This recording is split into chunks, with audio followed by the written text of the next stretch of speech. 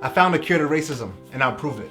I fear you, I don't like you, I hate you, because I don't know you. I don't understand you, or your culture, or your religion, or your race. Some only appreciate that which they know. You ever went to school with somebody or worked with someone, and you thought they were mean or a jerk? But maybe one day you guys had to work together, and you got to know them.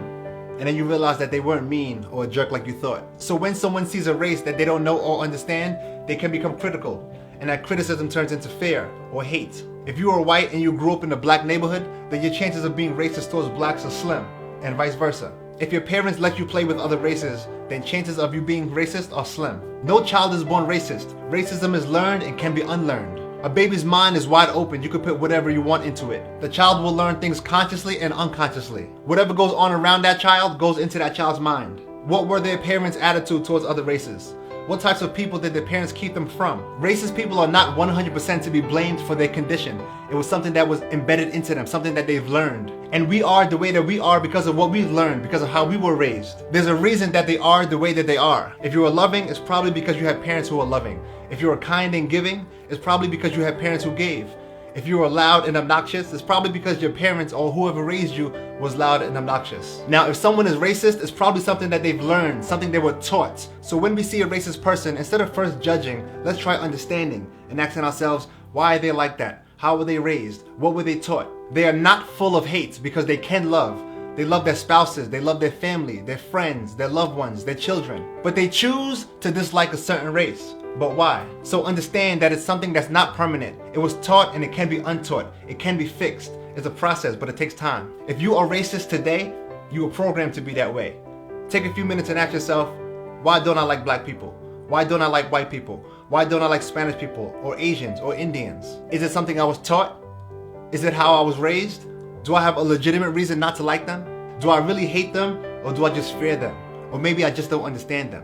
Facebook is so popular for bringing people from all around the world together because people get a sense of belonging, a sense of being connected, being social, not being alone. And we post things to get noticed, to get recognized, to get feedback, to get love. The sense of love is what binds us all together. All races, all religions, all cultures on Facebook. Facebook is so popular because we want to be liked, because we want to be loved. It's love that brings us all together. My young people, because of past events, don't think that all cops are bad, because they're not. Don't think that our justice system is bad, because it's not. Just because a grand jury gives a bad decision doesn't mean that the whole justice system is corrupt. And just because there's some criminal activity in a particular race doesn't mean that the whole race is corrupt. There are good cops and there are bad cops, but the good will always outweigh the bad. The light will always outshine the dark.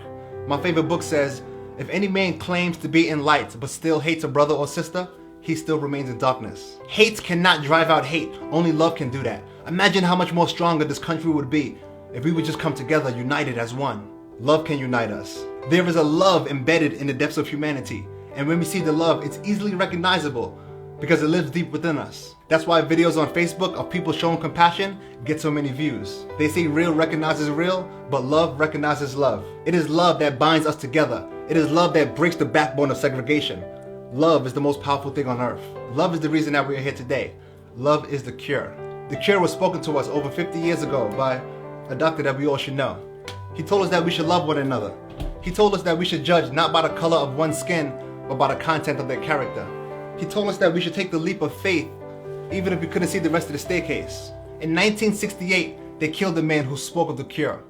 They killed the man, but they did not kill the dream. King had a dream that certain things will take place, and collectively the people believed, and we are currently living in that dream today. Though he didn't live to see the dream come true, it came true.